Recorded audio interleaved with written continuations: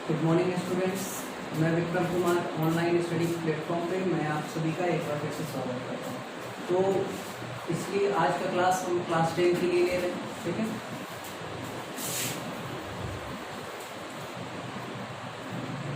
और ये चैप्टर का नाम है आपका real number.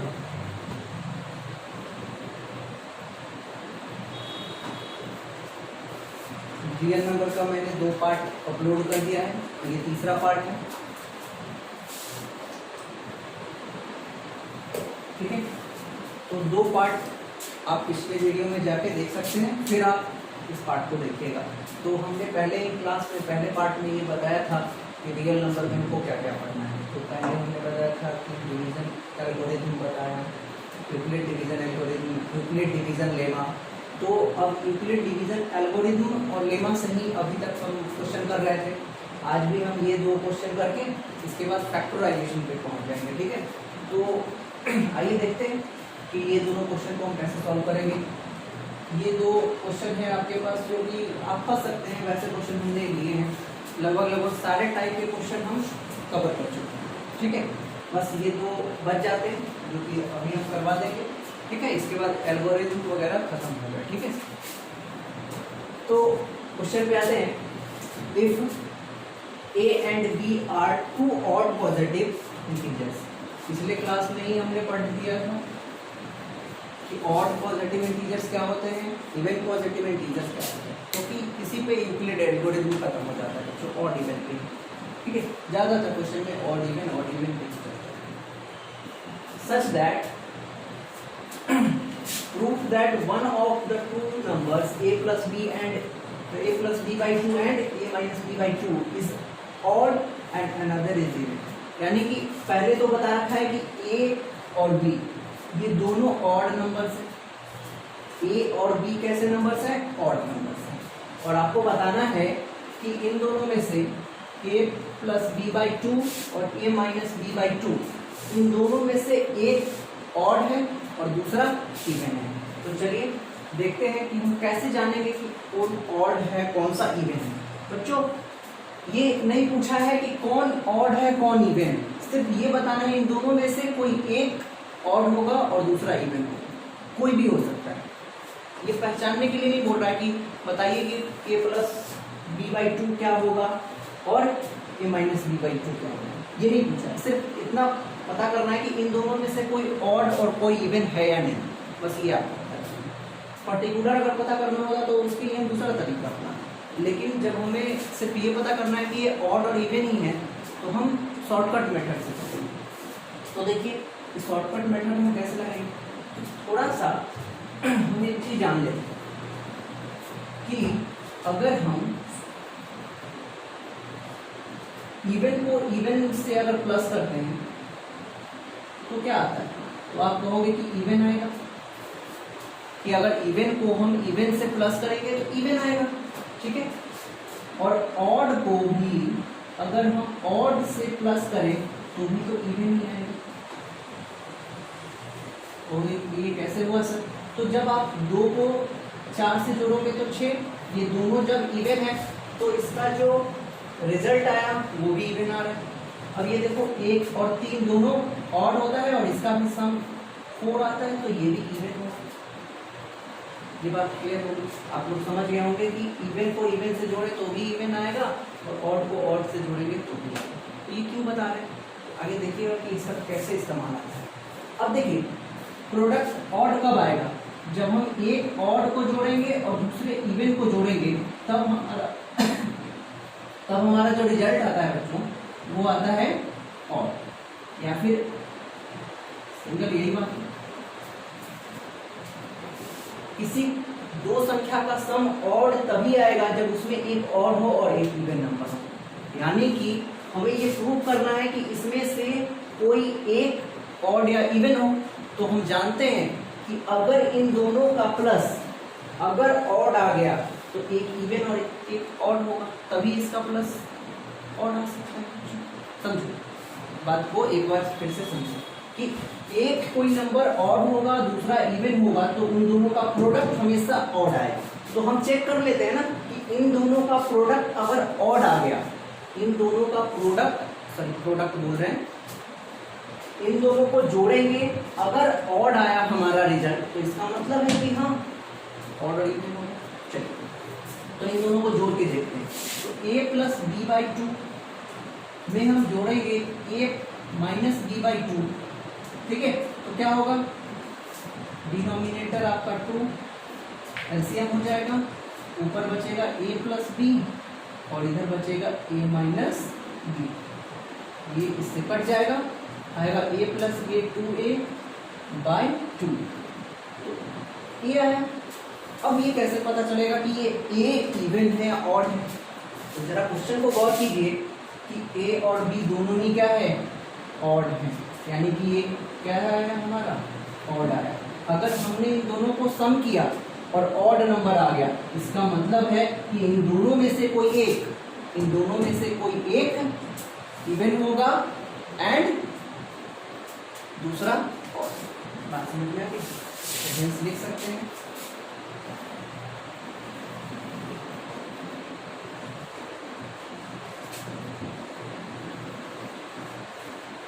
sum of two numbers is odd, here लिख दीजिएगा, here the sum of two numbers is odd, hence proved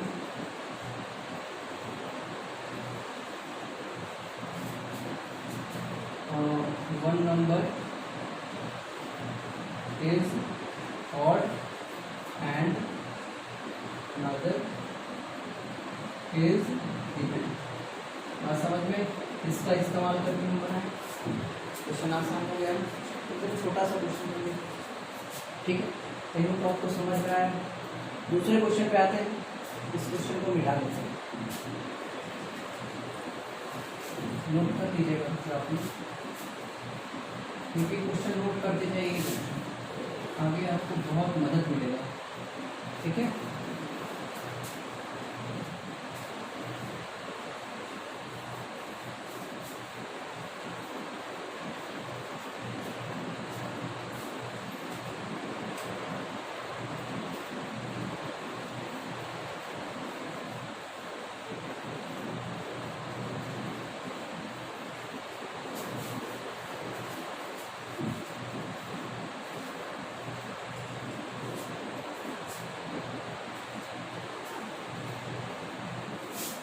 दूसरा क्वेश्चन कह रहा है बच्चों कि use Euclid algorithm, Euclid algorithm का इस्तेमाल आपको करना है और आपको 65 एंड 117 का HCF निकाल लेना है।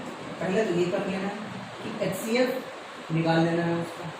दूसरा काम क्या करना है कि जो भी आपका HCF आएगा उसको इस फॉर्म में लिखना है, ठीक है बच्चों। 65m प्लस 117 m के n के रूप में लिखना है और बताना है कि m की वैल्यू कितनी होगी और n की वैल्यू कितनी होगी। तो चलिए 2013 में आया हुआ क्वेश्चन, ठीक है, ये पूछा हुआ क्वेश्चन। तो सबसे पहले तो हम क्या करेंगे, आप सभी यही सोचोगे कि पहले इसका HCF निकाल लेते हैं।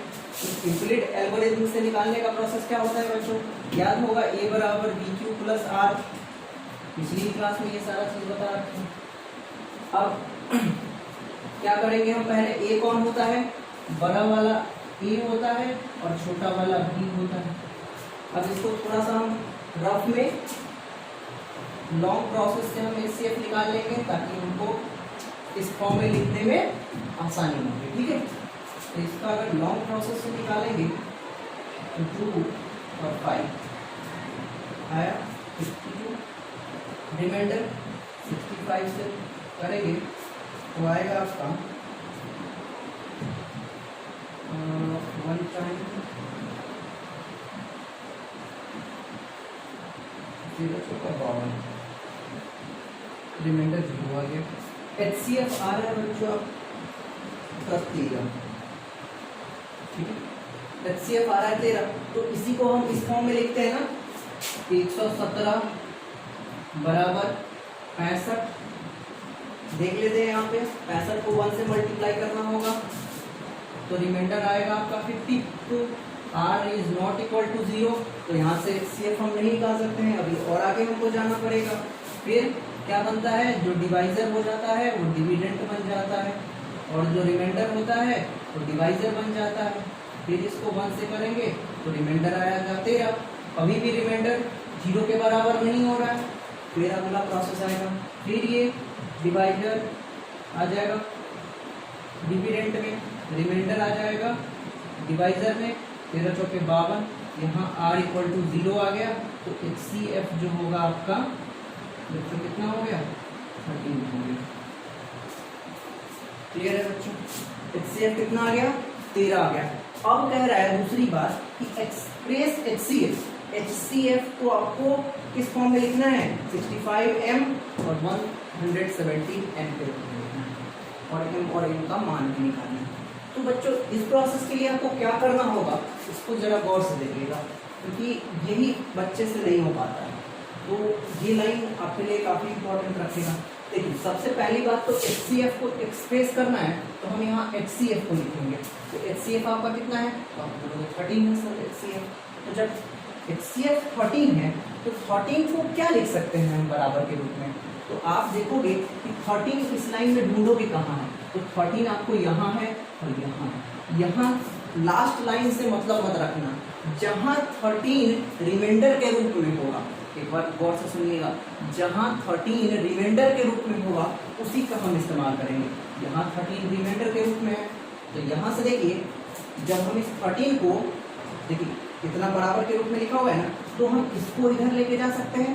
तो क्या हो जाएगा, यहाँ देख लीजिए 13 बराबर क्या हो नहीं जाएगा, 65 माइनस 52। और से देखो इस अगर हम इस 52 इंटू 1 को इधर लेके चले आए तो ये प्लस में तो माइनस में चला जाएगा, और इधर सिर्फ बचेगा 13। तो 13 बराबर हम लिख सकते हैं 65 माइनस 52। ठीक है, 1 को मल्टीप्लाई करे या ना करे बात बराबर। अब देखिए नेक्स्ट प्रोसेस आपका क्या होना चाहिए, हमको तो 65 इंटू 117 लाना है, 65 तो आ चुका है। अब बदलना क्या है कि इस 52 के जगह पे आ जाए 117। तो देखिए कि 52 कहाँ है रिमाइंडर के रूप में, 52 यहाँ है रिमाइंडर के रूप में। ठीक है, तो यहाँ से हम 52 को निकाल सकते हैं। तो यहाँ जो 52 होगा उसको रखेंगे, और बाद बाकी जो 52 के अलावा जो है उसको इधर भेज देंगे। तो जो 52 के अलावा है उसको लिख सकते हैं 117, ये 117 है, और ये माइनस में इधर आ जाएगा, माइनस 65 इंटू 1 लिखने की जरूरत नहीं है बच्चों, क्योंकि इसका तो कोई मीनिंग नहीं है इंटू 1। तो अब क्या करेंगे, तो 13 तो रहेगा ही रहेगा, बराबर 65 भी रहेगा ही रहेगा, माइनस 52 के जगह पे हम लिखेंगे, 52 के जगह पे लिखेंगे माइनस है इसलिए हमको ब्रैकेट लेना पड़ेगा, 117 माइनस 65। क्लियर है बच्चों। अब जब यहाँ माइनस का प्रोसेस हटाओगे फिर से वही सारा चीज लिखेंगे, 65 माइनस 117 और माइनस माइनस प्लस 65, और ये 65 प्लस 65, जब 2 बार 65 हो, आपको पहले भी बता दिया था कि जब 2 बार प्लस हो तो इसको 2 इंटू 2 भी लिख सकते हैं। जब 17 प्लस 17 हो तो इसको लिख सकते हैं 2 इंटू 17। तो यहाँ देखिए 65 प्लस 65, तो इसको क्या लिखेंगे, 65 प्लस 65 को लिख सकते हैं 2 इंटू 65। तो देखिए यहाँ पे जो हो जाएगा इसको लिख सकते हैं 65 इंटू 2, और देखिए बीच में हमको प्लस का साइन चाहिए तो बीच में प्लस का साइन ले लो, और 117 लिख दीजिए। लेकिन यहाँ तो माइनस है तो इसको क्या कर दीजिए, -1 से मल्टीप्लाई कर दीजिए, बस इतना आपको ध्यान रखना। इस माइनस को हटाने का एक ही तरीका है कि -1 से मल्टीप्लाई कर दीजिए। इसका मल्टीप्लिकेशन में और कोई नंबर होता तो उसको हम माइनस में लेके चले जाते। ठीक है, तो आप इस तरीके से बनाने की कोशिश कीजिएगा, नहीं बनेगा तो फिर आप कमेंट बॉक्स में लिख दीजिएगा, हम एक बार फिर इसको बता देंगे। चलिए, तो यहाँ पे देखिए क्या ये 13 ये आ गया आपका 65m के रूप में, और ये 117m के रूप में। जहाँ m के जगह पे क्या हो सकता है, 2 होगा, और n के जगह पे क्या होगा, -1 होगा। ये क्वेश्चन आपका खत्म हो गया बच्चों। 65m और 117n के रूप में भी लिख दिए और m और n का वैल्यू भी निकाल दिए। 2013 में ये क्वेश्चन हो चुका है, ठीक है। तो इसको गौर से और काफ़ी अच्छे से देख लीजिए। इसी तरीके पे और भी कई क्वेश्चन होंगे, इसको आप स्टेप वाइज स्टेप बनाने की कोशिश कीजिए, ठीक है। अगले क्वेश्चन पे आते हैं। अब हमारा यूक्लिड लेमा और यूक्लिड एल्गोरिथम और छोड़ते हैं, बहुत सारे क्वेश्चन हम बना चुके हैं यूक्लिड लेमा पे। अब हम आएंगे नेक्स्ट फैक्टराइजेशन टर्म पे, ठीक है।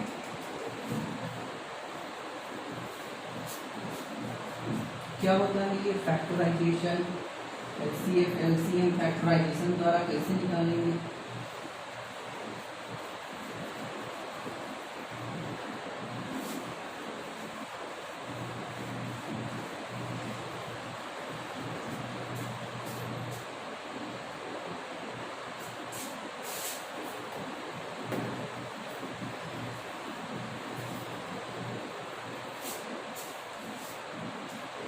देखिए, फैक्टराइजेशन पढ़ाने से पहले थोड़ा मैं एक दो लाइन आपको बता देता हूँ प्राइम नंबर क्या होता है। आप सभी को प्राइम नंबर पता होगा कि प्राइम नंबर क्या होता है, डेफिनेशन भी पता होगा कि प्राइम नंबर का डेफिनेशन क्या होता है। वैसे नंबर जो एक और अपने के अलावा किसी दूसरी संख्या से ना कटे वही प्राइम नंबर होता है। चलिए, ठीक है, इसका भी इस्तेमाल होता है। लेकिन बच्चों इस जो डेफिनेशन है, इससे डेफिनेशन से ज़्यादा कुछ क्लियर नहीं हो पाता। अगर हम आपको कहें कि किसी का फैक्टराइजेशन करना है तो आप कैसे फैक्टराइजेशन करते हैं? 12 का करना है तो ऐसे एलसीएम द्वारा, ये आप पहले सीख चुके हैं, क्लियर। तो 12 को हम लिख सकते हैं 2 इंटू 3। तो अगर हम कहेंगे कि 12 के फैक्टर कौन कौन से हैं, तो आप कहिएगा कि 12 का फैक्टर है 1, 2, 3, 4, 6 और 12। आप कहोगे कि 12 के सर इतने फैक्टर हो रहे हैं, ठीक है। उसकी देख लेंगे, एक तो सभी का फैक्टर होता है। दूसरी बात, यहाँ 2 आ ही रहा है, 2 दूना 4 आ ही रहा है, 3 आ ही रहा है, 2 3 6 आ ही रहा है, ठीक है। तो ये सारे 12 के फैक्टर हो गए। लेकिन प्राइम नंबर कहता है कि मेरे पास सिर्फ 2 ही फैक्टर होने चाहिए और वो दोनों डिफरेंट होने चाहिए। यानी कि प्राइम नंबर के पास कितने फैक्टर होने चाहिए? सिर्फ 2 फैक्टर होने चाहिए। कितने फैक्टर होने चाहिए? सिर्फ और सिर्फ 2 ही होने चाहिए, ठीक है। और दोनों ही अलग होना चाहिए। पहला एग्जांपल प्राइम नंबर का 2 के पास कितने फैक्टर होते हैं? 2 होते हैं, सिर्फ 1 और 2। खुद 3 का कौन कौन सा फैक्टर होता है? तो 1 और 3, देख रहे हैं, सबके पास 2 फैक्टर हैं और दोनों अलग अलग फैक्टर हैं, ठीक है। 5 का होगा 1 और 5, 7 का होगा क्या? 1 और 7। Which has the number which has only 2 different factor। वैसे नंबर जिसके पास केवल 2 अलग अलग होने चाहिए, एक जैसे। अब आप कहोगे कि सर 1 प्राइम नंबर क्यों नहीं है?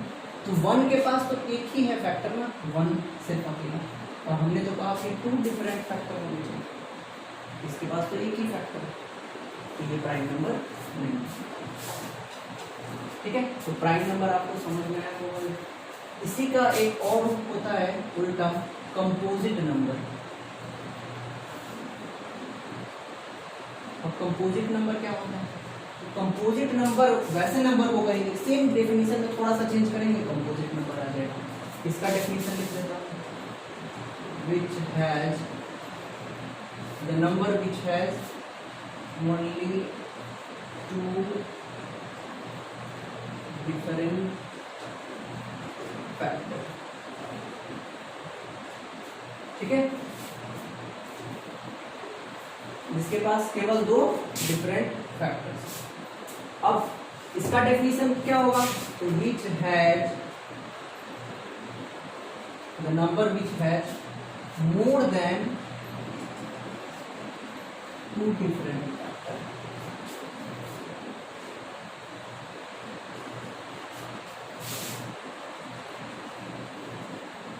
ठीक है, 2 अगर फैक्टर हो गए तो समझ लो वो कंपोजिट नंबर। तो कंपोजिट नंबर स्टार्ट कहाँ से होता है? तो 4 से स्टार्ट होता है, क्योंकि 4 का 2 से ज़्यादा फैक्टर होता है, 1 भी होता है, 2 भी होता है और 4 खुद होता है।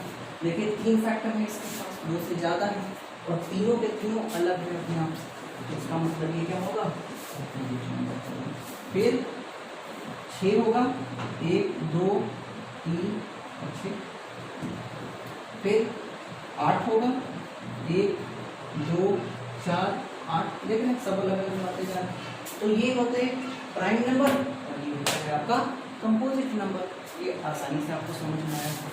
तो अब आपका जो अगला टॉपिक है फंडामेंटल थ्योरम ऑफ अरिथमेटिक, आते हैं इस पर चर्चा करते हैं। आई होप प्राइम नंबर और कंपोजिट नंबर तो आपको बहुत अच्छे से आ गया होगा समझ में। अब आप इस पर समय नहीं घुमाएंगे प्राइम नंबर को डिसाइड करने में।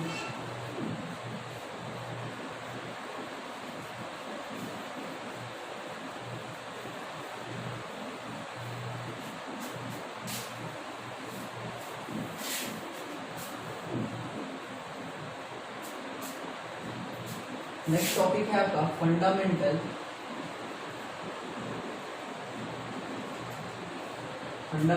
थ्योरम ऑफ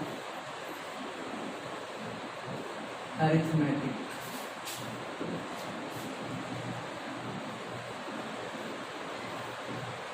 ठीक है, फंडामेंटल थ्योरम ऑफ अरिथमेटिक क्या कहता है? तो फंडामेंटल थ्योरम ऑफ अरिथमेटिक कहता है कि कोई भी नंबर हो, दुनिया का कोई भी नंबर आप उठा लो जो कि पॉजिटिव इंटीजर हो या फिर नेचुरल नंबर, दुनिया का कोई भी नेचुरल नंबर हो, वो हमेशा अगर हम उसका फैक्टराइजेशन करेंगे तो वो प्राइम नंबर के मल्टीपल के रूप में लिखा जाएगा। दुनिया का कोई सा भी नेचुरल नंबर आप उठा लो, वो हमेशा प्राइम नंबर के रूप में, मल्टीपल के रूप में लिखा जा सकता है, यानी कि प्रोडक्ट के रूप में लिखा जा सकता है। फॉर एग्जाम्पल आप कहोगे कि 12 को आप लिखो प्राइम नंबर के रूप में, प्राइम नंबर के प्रोडक्ट के रूप में, तो आप देख लो 12 का कर दो फैक्टराइज, तो 6 2 3। तो देखो इसको लिखते हैं 2 गुने 2 गुने 3। ठीक है, यहाँ 2 भी प्राइम नंबर है, 2 भी प्राइम नंबर है और 3 भी प्राइम नंबर है। तो 12 को हम प्राइम नंबर के प्रोडक्ट के रूप में लिख सकते हैं, 12 को हम प्राइम नंबर के प्रोडक्ट के रूप में लिख सकते हैं। वो संख्या है जिसको हम प्राइम नंबर के प्रोडक्ट के रूप में लिख सकते हैं, वही होता है fundamental theorem of arithmetic. Fundamental theorem of arithmetic कहता है कि कोई सा नंबर, कोई सा भी नेचुरल नंबर उठा लो, हम उसको प्राइम नंबर के प्रोडक्ट के रूप में लिख सकते हैं। ठीक है, तो यही होता है। चाहे आप 100 ले लो, 100 को भी आप कैसे लिखोगे? 2 से 50, 2 से 25, 5 5। देखो 100 को भी क्या लिख सकते हैं? 2 गुने 2 गुने 5 गुने 5। ठीक है, और सारे के सारे प्राइम नंबर्स हैं। ठीक है, तो बात समझ में आ गई होगी आपको कि फंडामेंटल थ्योरम ऑफ अरिथमेटिक क्या होता है। और फंडामेंटल थ्योरम ऑफ अरिथमेटिक से पहले इन बातों को यूक्लिड जी पहले ही बता चुके, लेकिन अच्छी तरीके से फ्रेडरल कार्ल गॉस जी ने बताया था। ठीक है, तो ये भी बातें आप याद रख सकते हैं। और अगर हम आगे जैसे जैसे आगे बढ़ते जाएंगे, पढ़ते पढ़ते एपी में आएंगे अरिथमेटिक प्रोग्रेशन में, तो कार्ल गॉस के बारे में एक छोटी सी कहानी हम आपको बताएंगे जो आपके लिए जानना काफ़ी इम्पोर्टेंट है। ठीक है, फंडामेंटल थ्योरम ऑफ अरिथमेटिक का हम इस्तेमाल कैसे करते हैं? इसका इस्तेमाल क्या है? तो किसी का भी प्राइम नंबर आपको निकालना, ठीक है, किसी का हम अगर प्राइम फैक्टराइजेशन करना हो, ऐसे यूँ जान लीजिए कि प्राइम फैक्टराइजेशन ही क्या कहलाता है? Fundamental theorem of prime factorisation.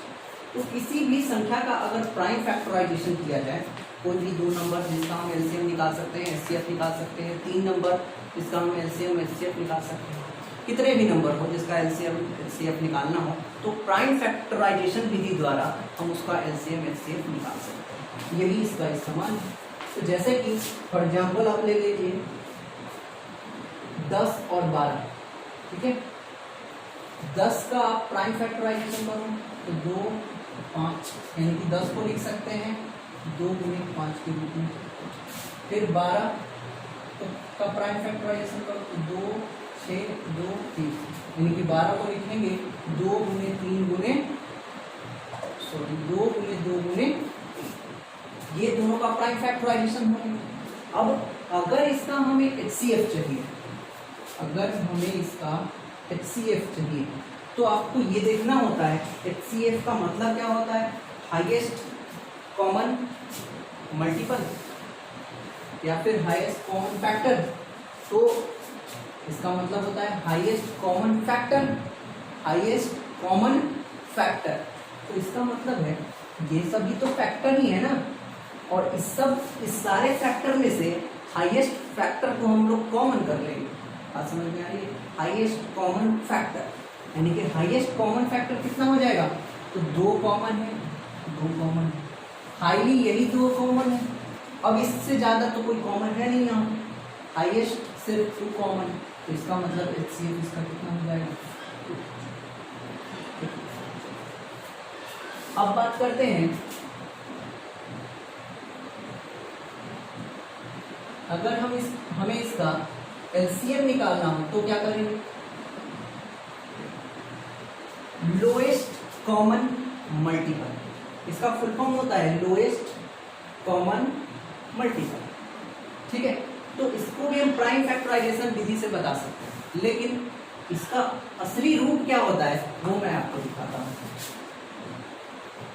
इसका मतलब तो होता है मल्टीपल, और हम किसी चीज का 5 का मल्टीपल लिख रहे हैं, इसका मतलब 5 10 15 20 ऐसे लिखते हैं ना मल्टीपल। अगर 6 का मल्टीपल लिखना हो तो टेबल, ठीक है। मल्टीपल का मतलब होता है उस संख्या का टेबल लिखना, ठीक है।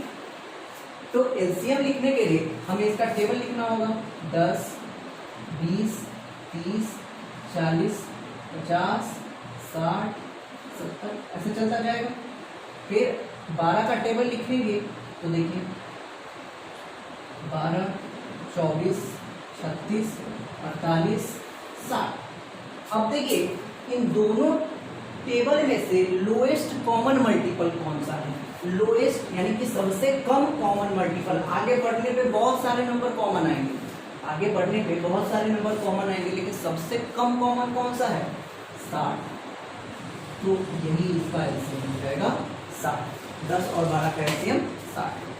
तो ये तो आपको आपका जेन्युइन तरीका कैसे निकालते हैं, लेकिन प्राइम फैक्टराइजेशन विधि द्वारा कैसे एलसीएम निकालते हैं तो उसको सीखें।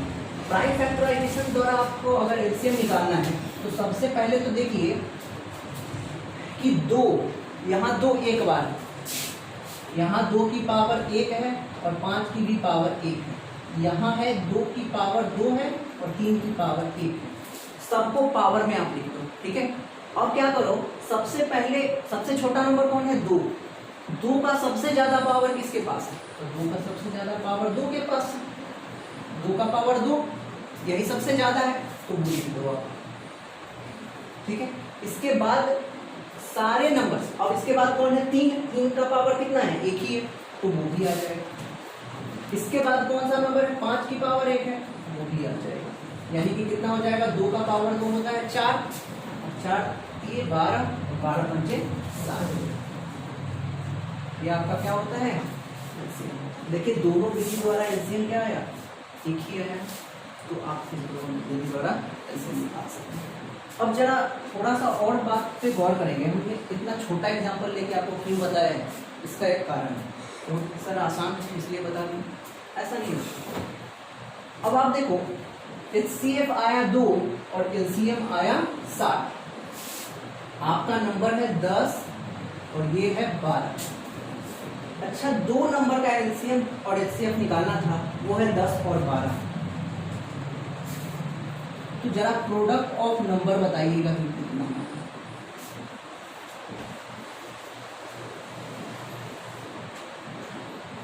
तो आप कहोगे कि प्रोडक्ट ऑफ नंबर करेंगे तो 10 को 12 से मल्टीप्लाई कीजिएगा तो 120 आएगा। अब हम इधर कहेंगे आपको कि LCM और HCF का मल्टीप्लिकेशन आप बताइए कि वो कितना हो। तो सर LCM आपका हो जाएगा 60 और HCF है तो आपका 2, ये भी आपका 120, LHS 120, RHS 120। यानी कि यहाँ से एक बात निकल के आती है सामने कि अगर हम जिसका LCM और LCF निकाल रहे हैं, जिस 2 नंबर का, ठीक है, या 3 नंबर का, जो भी आप निकालो, ठीक है, तो उसका जो प्रोडक्ट होगा, प्रोडक्ट ऑफ जो नंबर होगा वो किसके बराबर होगा? LCM और LCF के प्रोडक्ट के बराबर। नंबर्स का प्रोडक्ट हमेशा किसके बराबर होता है? LCM और प्रोडक्ट के बराबर। तो इन बातों का भी ध्यान रखिएगा, ठीक है। तो इसी पे एक और क्वेश्चन बना लेते हैं। क्वेश्चन नंबर लिखिए, given that HCF 306,557 is equal to 9। इन दो संख्याओं का HCF 9 दिया हुआ है, तो आपको LCM निकालना है। Find LCM। तो आप कैसे निकाल रहे हैं?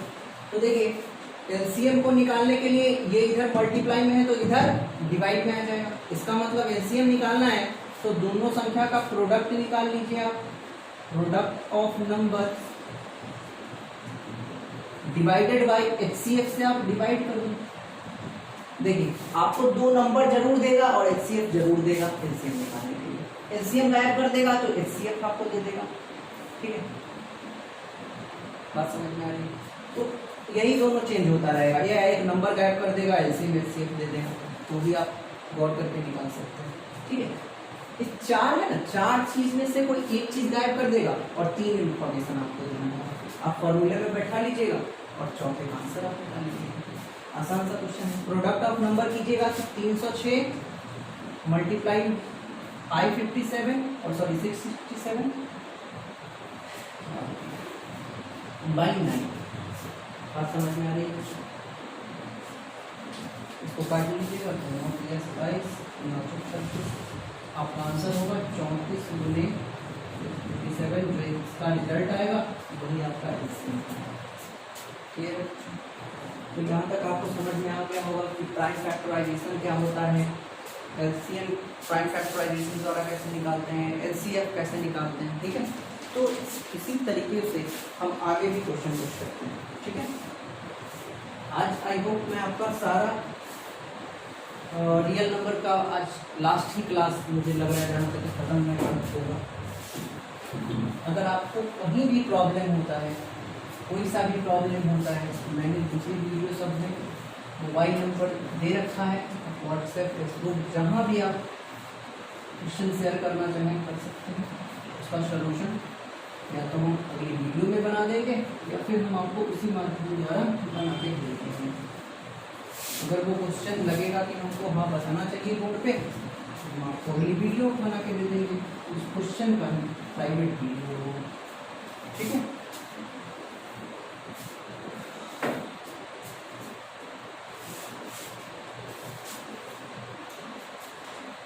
देखिए क्वेश्चन नंबर 1 कह रहा है कि 2 अलार्म क्लॉक्स, सुन के भी लिख लीजिएगा बच्चों, 2 alarm clock ring their alarms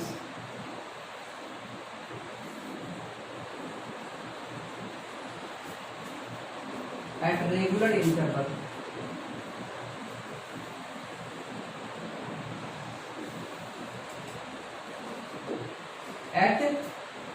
interval of 10 minutes, 15 minutes if they first beat together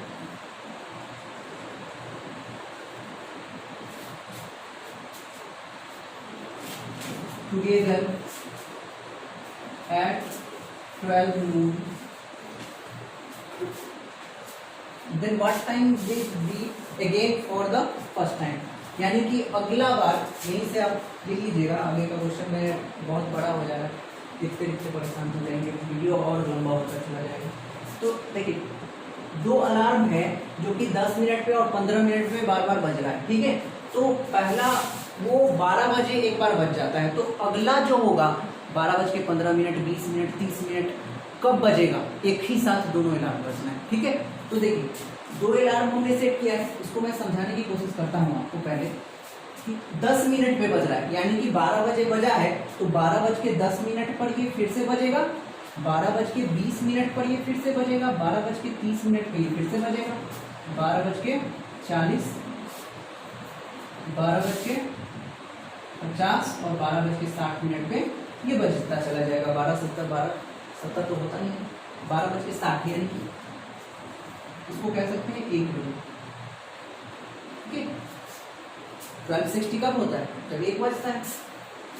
अब देखिए दूसरा जो अलार्म है वो 15 मिनट का इंटरवल ले रहा है, तो इसका मतलब है 12 बजे के बाद ये 12:15 में बजेगा, 12:30 में बजेगा, फिर 12:45 में बजेगा, फिर 12:60 में बजेगा, यानी कि 1 बजे बजेगा। यानी कि 1 बजे ये भी बज रहा है और 1 बजे ये भी बज रहा है, यानी कि अगला जो अलार्म होगा वो डायरेक्टली कितने बजे बजेगा, 1 बजे 5 से, ठीक है। और आपको बताया था इसका मतलब कि हमने क्या किया, इस 10 का मल्टीपल बढ़ाया, इस 15 का मल्टीपल बढ़ाया और जो सबसे लोएस्ट मल्टीपल है उसको निकाल के हम यहाँ पे रख दिए, तो वही हमारा आंसर हो गया। समझ में आ रहा है, बातों को सोचिए। हमने मल्टीपल को आगे बढ़ाया, मल्टीपल को आगे बढ़ाया, जो दोनों मल्टीपल को आगे बढ़ा रहे हैं, और जो सबसे कम जो लोएस्ट है उस मल्टीपल को यहाँ लिख रहे हैं, जो लोएस्ट कॉमन मल्टीपल है उसको हम यहाँ लिख रहे हैं। बात समझ में आ रहा है, लोएस्ट कॉमन मल्टीपल को हम यहाँ लिख रहे हैं, और लोएस्ट कॉमन मल्टीपल को हम कहते हैं एलसीएम। तो इस क्वेश्चन में अगर हमें एक तरीके से बनाना है, हमें एग्जाम में इसका सॉल्यूशन बनाना है, तो कैसे बना सकते हैं, तो एग्जाम में हम इसका सॉल्यूशन बनाएंगे एलसीएम विधि द्वारा। तो हम क्या करेंगे, सबसे पहले जो 10 और 15 है उसका एलसीएम निकाल देंगे, 5 और 2 से तो कटेगा नहीं, 5 से कटेगा, 5 2 जा 10, 5 3 जा, एलसीएम जो हो जाएगा वो आपका हो जाएगा 60 मिनट, 60 मिनट यानी कि 1 आवर। और पहला बज रहा है 12 बजे, तो 12 बजे के एक बाद क्या होता है, 12 + 1 तो कितना बज जाएगा बच्चों, 1। तो 1 बजे फिर से सोचेगा, ठीक है। आप ऐसे एलसीएम नहीं निकालना चाहते हैं तो आप इसका ऐसे भी एलसीएम निकाल सकते हैं। एलसीएम हो जाएगा आपका 2 × 3 × 5 6 × 7 7। आपके पास 3 तरीके हैं, जिस तरीके का आप इस्तेमाल करना चाहें कीजिए। बोर्ड में आपका ये प्रोसेस बेहतर रहेगा, ज़्यादा कोशिश कीजिएगा इस प्रोसेस को। चलिए आगे चलते हैं, नेक्स्ट क्वेश्चन पे आते हैं।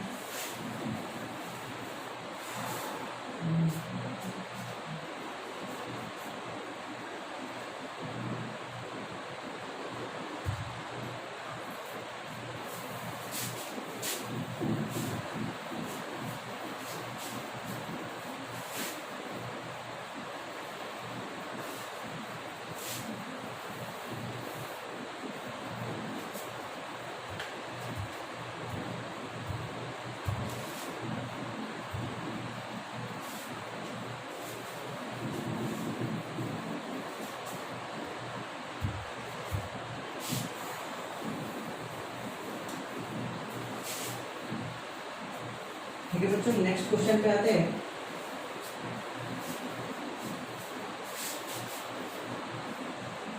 अब आप समझ गए होंगे कि कभी भी आपको कहे कि हाँ 3 घंटियाँ लगातार बजती है, 10 मिनट पे, 15 मिनट पे, 20 मिनट पे, अगर वो 12 बजे पहली बार बजती है तो अगली बार वो कब बजेगा, तो सिंपली आपको क्या करना है, वहाँ एलसीएम निकाल देना है, ठीक है।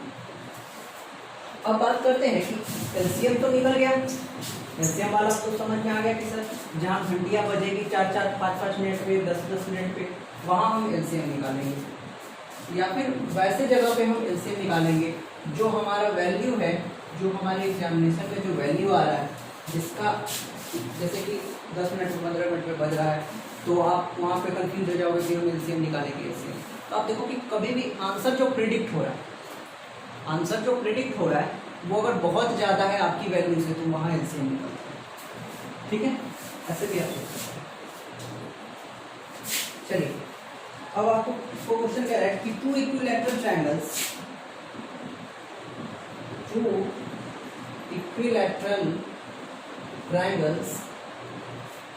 have side of length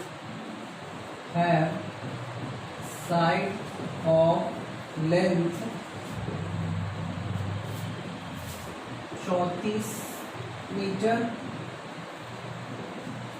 या सेंटीमीटर में लिखिए, कुछ भी लीजिए, 85 सेंटीमीटर एंड दो इक्विलैटरल ट्रायंगल है, एक का जो साइड का लेंथ है वो 34 और दूसरे का 85। और इक्विलैटरल ट्रायंगल आप जानते ही हैं जिसके तीनों साइड बराबर हो। आप सोच रहे होंगे कि एक ही ट्रायंगल का दो साइड नहीं, उसका तो तीनों साइड बराबर होता है। एक ट्रायंगल का तीनों साइड 34 होगा और दूसरे ट्रायंगल का तीनों साइड 85। तो ये दोनों साइड है। Find the greatest length, find the greatest length of tape that can measure the side of both of them। देखिए क्वेश्चन कह रहा है आपका कि दो इक्विलैटरल ट्रायंगल है और एक का साइड है 34 और दूसरे का साइड है 85। तो आपको बस बताने के लिए कह रहा है कि आप कौन सा टेप का इस्तेमाल करेंगे। टेप क्या होता है? जो नापने वाला मेजरमेंट का जो इंस्ट्रूमेंट होता है मेजरमेंट करने के लिए, वही टेप की बात कर रहा है कि आप कितने सेंटीमीटर का टेप लेके जाइएगा ताकि आप दोनों को माप के चले जाइएगा। हम आपको समझाते हैं कि क्या करेंगे। देखिए इस क्वेश्चन को बनाने के लिए आपको सिंपली ये करना है, मान लो कि आप आगे चल के इंजीनियर बनोगे तो आपको बहुत सारी चीज़ों को मापना होगा। ठीक है, तो बहुत बड़ी बड़ी बिल्डिंग्स होंगी या फिर रोड्स होंगे, बहुत सी चीज़ें होंगी। तो मान लेते हैं कि 3 पाइप आपके पास है, ये और ठीक है, ये है आपका 5 मीटर का, ये है आपका 10 मीटर का और ये है आपके 15 मीटर का पाइप। ठीक है, तो आपके पास आप क्या करोगे, आप इतना लेके आए खरीद के किसी दुकान से, आप इंजीनियर हो, 3 पाइप लेके आए हैं खरीद के 5 मीटर 10 मीटर और 15 मीटर, वो तो दे दिया। लेकिन अगर आपको मापना है कि भाई वो सही दिया है या गलत दिया है, तो आप क्या करोगे, आप एक 5 सेंटीमीटर का 5 मीटर का टेप लेके आएंगे और इसको नाप लेंगे, फिर जाएंगे और 10 मीटर का टेप लेके आएंगे, इसको माप लेंगे, फिर 15 मीटर का लेके आएंगे, इसको माप लेंगे। तो 3 टेप लेके आएंगे और तब तीनों को मापेंगे। तो आप क्या करोगे, वहां तो 3 टेप आपको खरीदना होगा, तो इसमें तो थोड़ा सा दिक्कत हो जाएगा। तो आप यहाँ पे करना क्या है कि कोई एक ऐसा टेप लेके आइए। आप अपने दिमाग में सोचो कोई एक ऐसा टेप लेके नहीं आ सकते हैं क्या कि जो तीनों को माप सके। ठीक है, एक बार क्या करना होगा, एक बार यहाँ से यहाँ रखेंगे तो ये माप जाएगा, मान लेते हैं। इसको मापने के लिए ऐसा 2 बार रख के भी तो माप सकते हैं, इसको मापने के लिए 3 बार रख के भी तो माप सकते हैं, इसे मल्टीपल टाइम में भी हम माप दें, ऐसा कोई नंबर नहीं है। ऐसे ही अगर मान लेते हैं एक और क्वेश्चन आ गया आपके पास, समझाने के लिए सारी चीजों को बता रहा हूँ। 2 बाल्टी है आपके पास, एक 10 लीटर का है, एक 15 लीटर का है। कोई एक छोटा सा मग लेके आना है और इस दोनों में, ठीक है, ये कोई मग है, इसी मग से इस दोनों में पानी डाल के फुल कर देना है एग्जैक्ट। ठीक है, तो कितने मग इसमें पानी डालेंगे और कितना मग इसमें पानी डालेंगे तो कि एग्जैक्ट हो जाए। और ऐसा नहीं कि आधा मग डाल के भर देने, एग्जैक्ट होना चाहिए। ये ऐसा नहीं है कि 5.5 यहाँ पे मापो, ऐसा नहीं। तो ऐसे सिचुएशन में आपको क्या करना होता है, आपको यदि सर 5 मीटर का ही हम अगर टेप खरीद के लेके आ जाए और 5 से तो ये भी मापा जाएगा और ये भी मापा जा सकता है। यानी कि वो नंबर, वो बड़ा से बड़ा संख्या जो तीनों में कॉमन हो, वैसा बड़ा से बड़ा संख्या जो तीनों में कॉमन हो, तब हम तीनों को माप सकते हैं। वैसा माप जो इन दोनों को माप सके, तो highest common multiple, highest common multiple होना चाहिए, यानी कि हाईएस्ट 5 कॉमन जो कि तीनों में हो, ठीक है, और मॉड होना चाहिए। तो इसका मतलब है कि हाईएस्ट कॉमन मल्टीपल की बात कर रहा है, सॉरी फैक्टर, फैक्टर होना चाहिए। इसका तो फैक्टर होगा ना, इसका तो फैक्टर होगा ना, ठीक है, मल्टीपल। तो हाईएस्ट कॉमन फैक्टर की वो बात कर रहा है। हाईएस्ट कॉमन फैक्टर लेके आएंगे और इस तीनों को माप के चले जाएंगे, हाईएस्ट कॉमन फैक्टर लेके आएंगे और ये तीनों को माप के चले जाएंगे। 5 लीटर 5 गुना 10 5 लीटर। तो हाईएस्ट कॉमन फैक्टर की वो बात कर रहा है। इसका मतलब है कि ऐसे क्वेश्चन में हम हमेशा क्या लगाते हैं, HCF। ये आपको ध्यान रखना है। क्या करेंगे हम यहाँ 34 का प्राइम फैक्टराइजेशन करेंगे,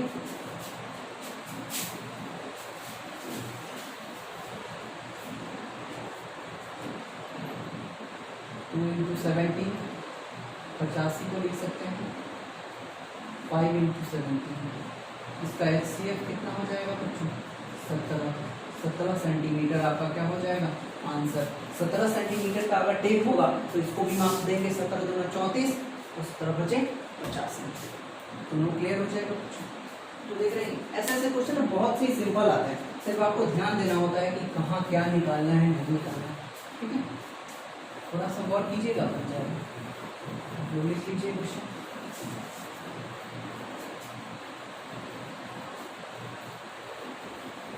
एक और इसी टाइप का क्वेश्चन आता है बच्चों की, 3 तरह के हमारे पास नोटबुक है, फिजिक्स केमिस्ट्री मैथ, और स्टैक लगाना है कि सबका स्टैक बराबर होना चाहिए, ठीक है, और सबको टॉपिक वाइज से लगाना है। तो वहां भी HCF ही निकलता है बच्चों, गौर करके देखिए।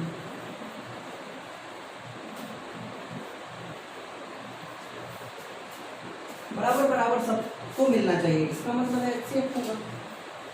इसी से कर देंगे तो सारा बराबर हो जाएगा।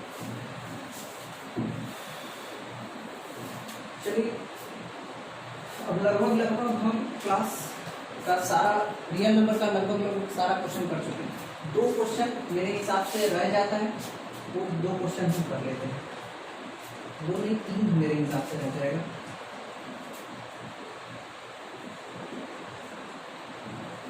Can be have any natural n, कोई भी नंबर है हमारा n जो कि नेचुरल नंबर है, where 6n ends with the digit 0, ठीक है।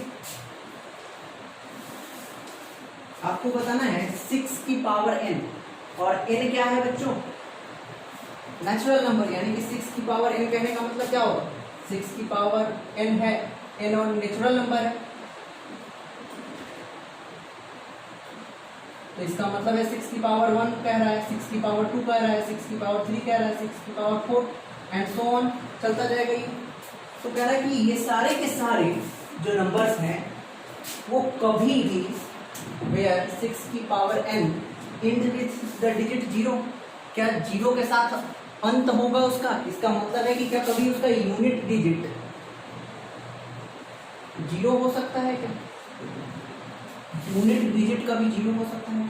तो ये आपको मैंने बहुत पहले ही पढ़ा रखा है टर्मिनेटिंग नॉन टर्मिनेटिंग में, कि कभी भी 0 कब आ सकता है, ठीक है, 0 कब आ सकता है, तो 0 तब आ सकता है जब 1 2 हो और 1 5 हो,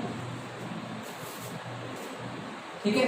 किसी भी नंबर का हम प्राइम फैक्टराइजेशन करेंगे, अगर उस प्राइम फैक्टराइजेशन में 2 और 5 है, 2 प्राइम नंबर्स 2 और 5 उसके फैक्टर हैं, ठीक है, तो उसके यूनिट प्लेस पे 0 आ सकता है, अन्यथा कभी भी 0 नहीं आएगा बच्चों। ये याद रखिएगा, ठीक है, कि अगर 7 एंड को 0 के साथ एंड होना हो, ठीक है, अगर 6 की पावर n को 0 के साथ एंड्स विथ 0,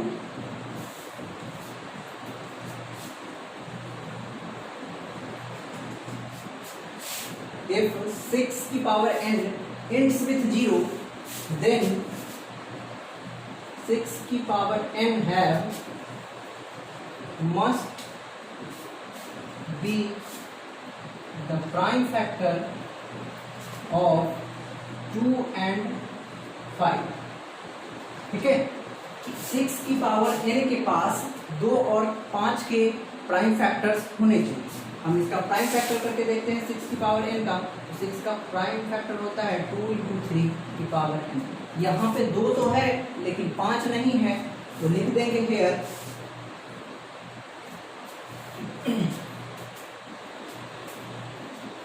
6 की power n can never ends with 0 because it has not, क्या लिख दीजिएगा, क्योंकि इसके पास 5 नहीं है, because it has not a prime factor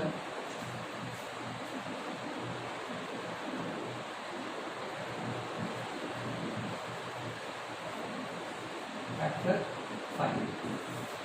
5 इसके पास नहीं होने के कारण ये 6 की पावर n कभी भी 0 के साथ एंड नहीं हो सकता है। ये सिंपल सा क्वेश्चन है बच्चों, हर एनसीईआरटी सब बुक में ये दिया रहता है, तो वहाँ आप देख सकते हैं। सोल्यूशन चेक कर लीजिएगा, मेरा काम था समझाना, हम लोग आप समझ गए हैं कि कभी भी कोई भी संख्या के लास्ट में या फिर यूनिट डिजिट पे 0 तभी आ सकता है जब उसके पास 2 और 5 हो। आप जाके नंबर सिस्टम का भी क्लास देख सकते हैं, इसमें मैंने बहुत अच्छे से इस बात को समझाया और इस टाइप के बहुत क्वेश्चन भी करवा रखे हैं। अब आपका सबसे इम्पोर्टेंट क्वेश्चन आता है, ठीक है, जो कि बार बार एग्जामिनेशन में पूछा जाता है, और हम इस क्वेश्चन का ऐसा तरीका ढूंढेंगे जिससे कि हर एक क्वेश्चन को सॉल्व किया जा सके, ठीक है। ये तरीका एक ही के लिए केवल नहीं होगा। आप लोग ढूंढते होंगे, पढ़े होंगे कि √2 को अगर या फिर √3 को अगर इर्रेशनल प्रूफ करना है। अगला क्वेश्चन है आपका, प्रूफ दैट √3 इज इर्रेशनल। ये आपको प्रूफ करना होगा, ये इर्रेशनल।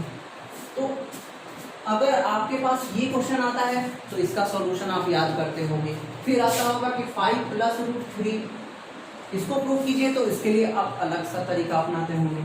फिर आएगा आपको कि 5 - √3, तो उसके लिए अलग तरीका आप अपनाओगे। 5 √3 के लिए अलग, 1/√3 आएगा तो अलग आप तरीका अपनाओ। तो इन सभी तरीके सबका अलग अलग हो जाएगा तरीका। तो हम एक ऐसा यूनिवर्सल तरीका इसका देखेंगे जो सभी के लिए एप्लीकेबल हो जाए, ठीक है। तो देखते हैं कि इसका तरीका क्या होता है, ठीक है। आज की वीडियो थोड़ी लंबी होगी बच्चों, इसलिए आराम से बैठ के पढ़िए। देखिए, अगर हमें √3 को इर्रेशनल प्रूव करना है, ठीक है, तो डायरेक्ट हम इर्रेशनल नहीं बता सकते। पहले हम इसको क्या करेंगे कि इर्रेशनल नहीं, इसको रैशनल लेके चलेंगे। हम इसको मानेंगे कि √3 मान लेते हैं कि रैशनल है, ठीक है।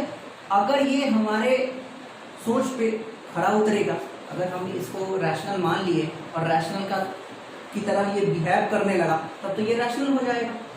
अगर इसको हम रैशनल माने हैं लेकिन ये रेशनल की कोई प्रॉपर्टी को शो नहीं करेगा, तब तो ये रैशनल नहीं होगा, और रैशनल नहीं होगा इसका मतलब है कि इर्रेशनल। रैशनल नहीं है इसका मतलब है कि ये इर्रेशनल है। इसी प्रूफ में हम चलेंगे, ठीक है। तो हम मान लेते हैं let √3 is a rational number.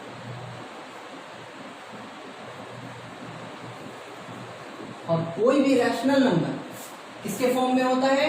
P/Q के रूप में होता है। तो हमको पता हो गया कि √3 अगर रैशनल है तो ये P/Q के रूप में भी होगा।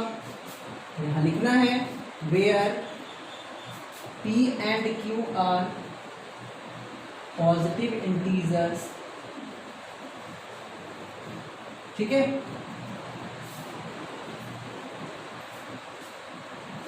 ठीक है, यहाँ डिफरेंट भी लिख दीजिएगा।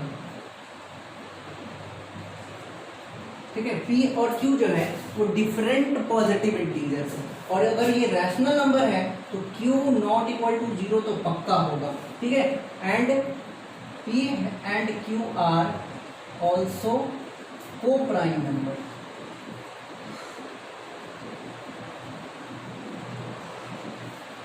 ये P/Q के रूप में होगा जहां P और Q डिफरेंट पॉजिटिव इंटीजर होंगे और Q 0 नहीं होगा, और P और Q को प्राइम नंबर होंगे। और आपको पता है कि को प्राइम नंबर वैसे नंबर होते हैं जिसका HCF 1 होता है, यानी कि ये दोनों कभी कट नहीं सकते, एक दूसरे से कभी कटेंगे नहीं। ठीक है, कोई इन दोनों के बीच में कॉमन फैक्टर नहीं होना चाहिए, तभी कॉमन को प्राइम नंबर। अब देखिए, अब स्क्वायरिंग ऑन बोथ साइड करेंगे।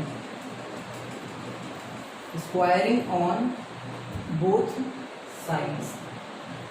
ठीक है, जब आप स्क्वायरिंग ऑन बोथ साइड करोगे तो यहाँ हो जाएगा √3 का स्क्वायर बराबर इधर हो जाएगा P²/Q²। ठीक है, तो √3 का जब स्क्वायर करते हैं तो रूट हट जाता है, 3 बाहर आ गया, P² और इसको लिखेंगे Q × Q। Q² को Q × Q भी लिख सकते हैं। अब एक Q को इधर लेके चले जाइए और ये क्या हो जाएगा P²/Q। अब आप देखिए यहाँ 3 इंटीजर है और Q भी इंटीजर है, तो यहाँ इंटीजर इंटू इंटीजर होगा इंटीजर। ठीक है, इंटीजर इंटू इंटीजर बन गया इंटीजर, और P भी इंटीजर है और Q भी इंटीजर है। और इंटीजर का जो रेशियो होता है, इंटीजर का जो रेशियो होता है वो फ्रैक्शन कहलाता है। ये हो जाएगा फ्रैक्शन, और ये फ्रैक्शन कभी कटेगा नहीं। अगर ये कट जाता तब तो हम मान लेते कि हाँ ये भी इंटीजर हो गया। ठीक है, ये भी दोनों इंटीजर होगा, इसका रेशियो ये नहीं हो सकता, ये तो बनेगा फ्रैक्शन ही बनेगा। और हम जानते हैं कि कभी भी इंटीजर फ्रैक्शन के बराबर हो ही नहीं सकता है। आप तो जानते हैं इंटीजर का मतलब होता है पूर्ण अंक, यानी कि हिंदी होता है पूर्णांक।